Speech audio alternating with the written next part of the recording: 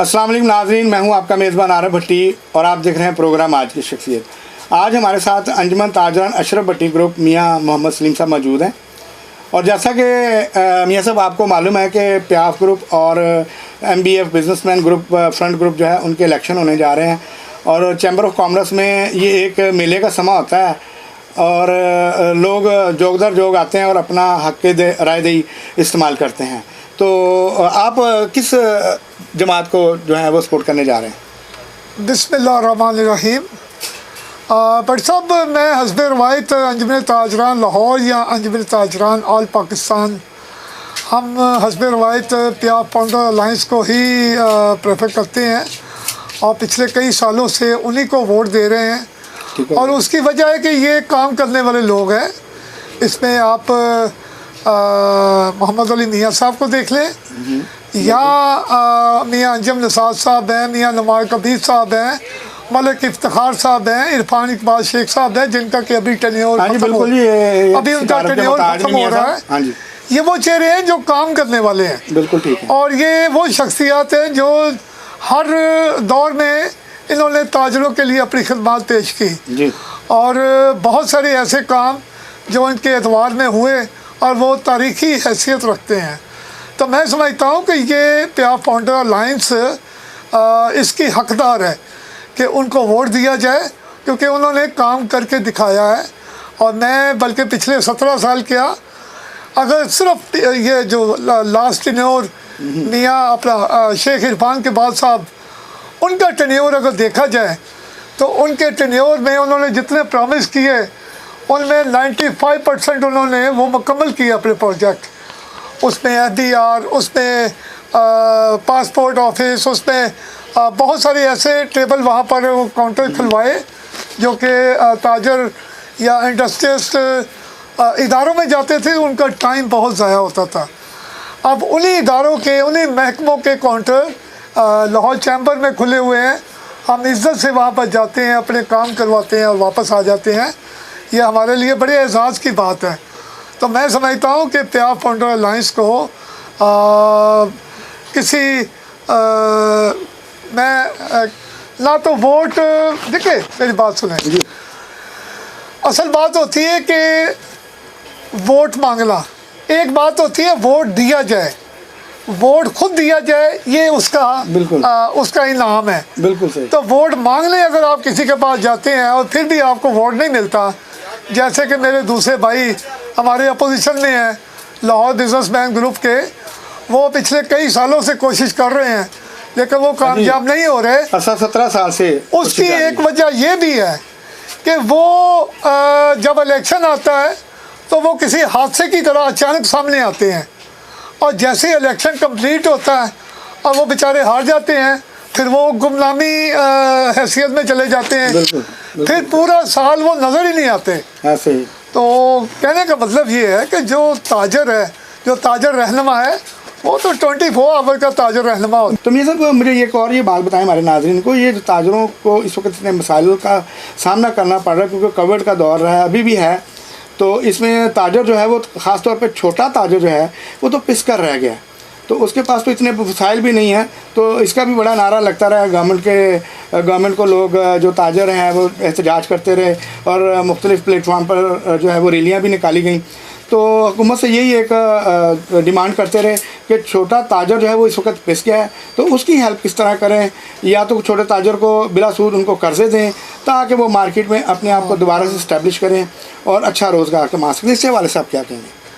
देखिए जी, जब कोविड-19 आया जी, तो इस दौरान पूरा मुल्क लॉकडाउन में चला गया, तो मुल्क में मौशी बदहाली तो पहले ही चल रही थी जी, कारोबार ना होने के बराबर था। बिल्कुल ठीक। तो इस लॉकडाउन ने छोटे ताजर की कमर तोड़ दी जी। उसके पास जो जमा पूंजी थी वो घर बैठ के वो बेचारा 2 माह खा बैठा। अब जब मार्केटें खुली तो वो अपनी सीट पे आके बैठे तो उनको 2-3 किस्म के मसाइल का सामना करना पड़ा।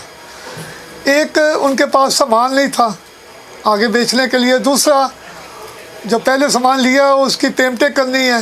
जी बिल्कुल। और वो लोग तकाजा कर रहे हैं बार बार तो वो पैसे तो वो घर बैठे बेचारे खा बैठे थे। जी ठीक। अब जब से मार्केटें खुली हैं और आज मार्केटें खुले में भी 2.5-3 माह हो चुके हैं, इस दौरान रोज़ाना की बुनियाद पर किसी न किसी मार्केट में दुकानदार और सप्लायर, दुकानदार और मैन्युफैक्चर, इनकी लड़ाइयाँ हम देखते हैं और आपस में कोशिश करते हैं कि इनकी मामलत की जाए।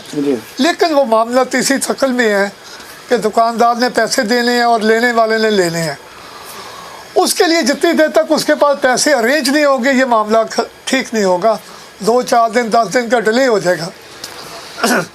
हम कोरोना वायरस के दौरान भी और उसके बाद जब मार्केटें खुली, हुकूमत से वज़ीर-ए-आज़म इमरान खान साहब से रिक्वेस्ट कर चुके हैं बारहा दफ़ा कि छोटे ताजर के लिए बग़ैर सूद के कोई कर्जा स्कीम जारी की जाए, जिस पे उसको ना तो कोई गारंटी देनी पड़े, क्योंकि आजकल के दौर में गरीब बंदे की गारंटी कोई नहीं देता।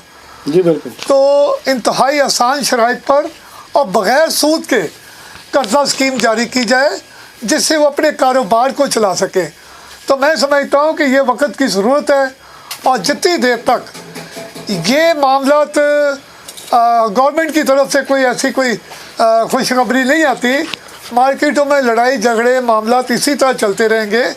इसलिए मार्केटों में सुकून के लिए, छोटे ताजर की बहाली के लिए कोई ऐसी स्कीम लाई जाए जिससे उसकी इज़्ज़त बहाल हो जाए। ठीक है मियाँ साहब, लेकिन देखिए ना, बात ये है कि ये लाहौर की बेशुमार जो ताजर तंजीमें हैं, उन्होंने तकरीबन यही नारा लगाया कि छोटे ताजरों को बिला सूद कर्जे दिए जाएँ। हुकूमत को दरख्वास्त की है, लेकिन अभी तक हुकूमत ने इस पर कोई भी जो है वो अमल नहीं किया और कोई ताजरों के लिए खुशखबरी नहीं आई। तो ये हुकूमत को तो अब ताजरों की बात मान लेनी चाहिए। मेरे ख्याल में कारोबार भी खोल दिए हैं हुकूमत ने, तो ये एक हुकूमत का एक प्लस पॉइंट है। लेकिन अगर ताजरों को कोई हेल्प हो जाए इसमें, तो वो मेरे ख्याल में ताजर भी और ज़्यादा खुश हो जाएंगे।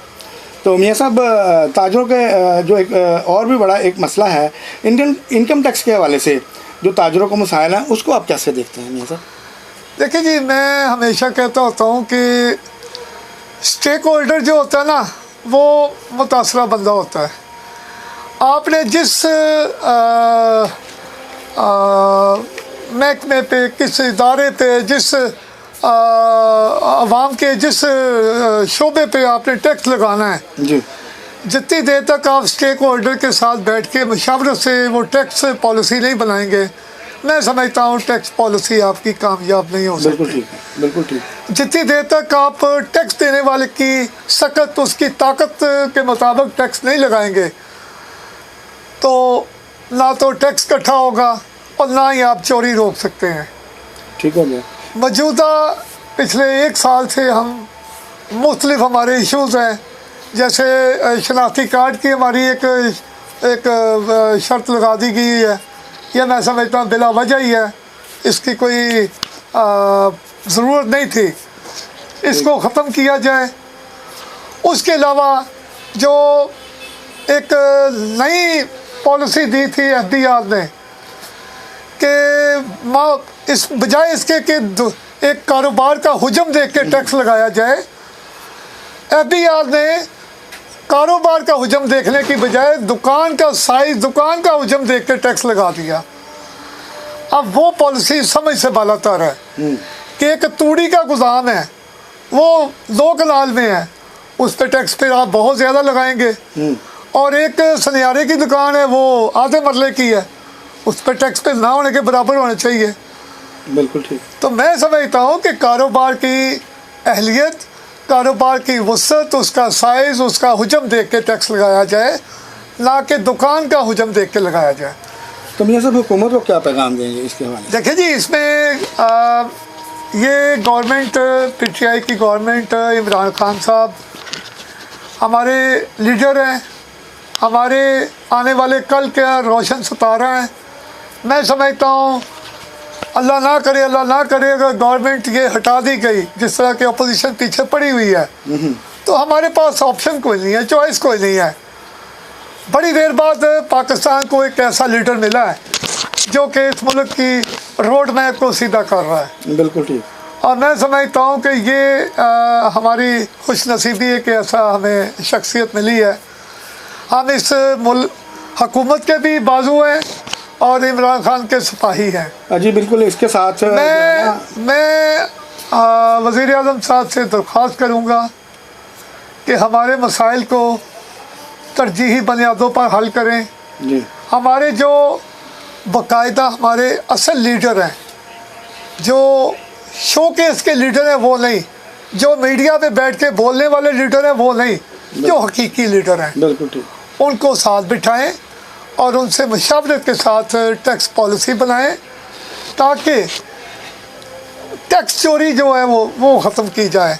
टैक्स का रेट जितना कम होगा, चाहे वो सेल टैक्स है, वो इनकम टैक्स है या वो अदर ड्यूटीज़ हैं, उनका रेट जितना कम होगा उतनी टैक्स की रिकवरी ज़्यादा होगी और लोगों में शऊर पैदा होगा टैक्स देने का। टैक्स का रेट और उसमें जितनी ज़्यादा सख्तियाँ होंगी उतनी चोरी ज़्यादा होगी।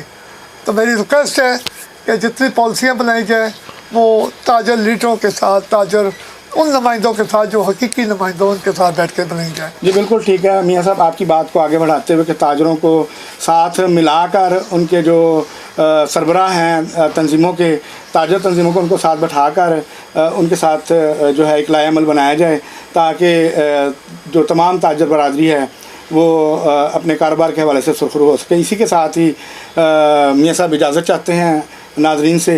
तो मिलेंगे इंशाअल्लाह ताला अगले नए प्रोग्राम में नए मेहमान के साथ। अपने मेज़बान आरब भट्टी को इजाज़त दीजिए। अल्लाह निगहबान।